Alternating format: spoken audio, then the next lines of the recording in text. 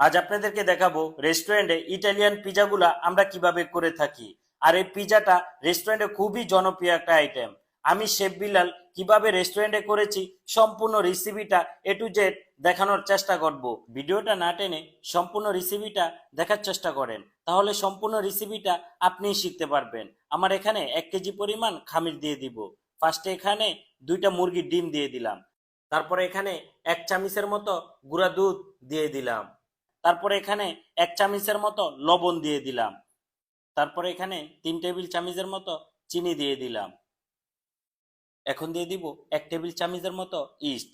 East যদি নতুন হয়ে থাকে তাহলে একটু কম দেওয়ার চেষ্টা করবেন, আর যদি ইস্টটা পুরান হয়ে থাকে তাহলে একটু বেশি দেওয়ার চেষ্টা করবেন। এখন আমি 250 গ্রামের মতো লিকুইড দুধ দিয়ে দিলাম, আর 250 গ্রামের মতো পানি দিয়ে দিলাম। টোটাল এখানে হাফ কেজি আমি ব্যবহার করেছি। আপনারা চাইলে শুধু পানিও দিতে পারেন, অথবা আপনারা পানির বদলে দুধটাও ব্যবহার করতে পারেন। তারপরে আমি খুবই ভালো করে মিক্স করে নিব। যখন পর্যন্ত চিনিটা না গলে যাবে তখন পর্যন্ত আমি কিন্তু ভালো করে মিক্স করে নিব। এখন আমি 1 কেজি ময়দা দিয়ে দিব এখানে। ময়দাটা দেওয়ার পরে খুবই ভালো করে এই খামিরটা আমি দিব। আর খামির দেওয়ার সময় অবশ্যই আপনারা চেষ্টা করবেন খুবই যত্ন সহকারে খামিরটা দেওয়ার জন্য। খামির যদি ভালো হয় তাহলে পিজাটাও কিন্তু খুবই ভালো হবে। এখন আমি হাতের ভিতরে কিছু তেল দিয়ে আবারও ভালো করে ফিনিশিং করে নিচ্ছি। আর এই খামিরটা আপনারা আধা ঘন্টা থেকে 1 ঘন্টা রেখে দিবেন। আমার মতো করে এভাবে একটা পলিটিনে করে রেখে দিলে খামিরটা দ্রুত মজে যাবে। আমার এখানে 12 ইঞ্চি একটা পিজার অর্ডার এসেছে। আর 12 ইঞ্চি পিজার জন্য 350 থেকে 400 গ্রামের মতো আমি এই খামিরটা নিয়েছি। এখন আমি খুবই সুন্দর করে বেলে নিব।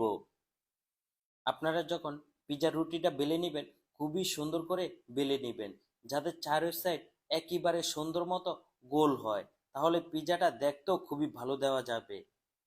আমার দেখেন 12 ইঞ্চি ডাইসের ভিতরে পিজার রুটিটা একটু বড় হয়েছে। এখন কিন্তু পিজার রুটিটা আস্তে আস্তে ক্ষিপে যাবে। এটা কিন্তু পিজার রুটির নিয়মই। পিজার রুটি ফার্স্টে বড় হয়ে থাকে, পরে কিন্তু আস্তে আস্তে ক্ষিপে যাবে। এখন পিজার রুটির সাইডটা খুবই সুন্দর করে ফিনিশিং করে নিচ্ছি। এখন আমি মজরেলা চিজটা গ্রেট করে নিব। এটা হলো গুড লাইফ চিজটা, আমরা রেস্টুরেন্টে ব্যবহার করে থাকি। আপনারাও চাইলে ব্যবহার করতে পারেন। গুড লাইফ চিজটা খুবই ভালো, আর খুবই সুন্দর একটা লেয়ার চলে আসে। আপনারা যে কোনো জায়গায় কিনতে পাবেন। এখন আমি একটু ছিদ্র করে নিচ্ছি রুটিটা। আর রুটিটা এভাবে করে আপনারা চাইলে কাঁটা চামচ দিয়েও ছিদ্র করে নিতে পারেন। এখন আমি চিলি সস দিয়ে দিলাম। আর এই সসটা দিচ্ছি, এই সসটা কিন্তু হাতে বানানো। আর এই হাতে বানানো সসটা আমি কিভাবে করেছি নেক্সট টাইমে কিন্তু আমি শেফ বিলাল আপনাদেরকে ভিডিও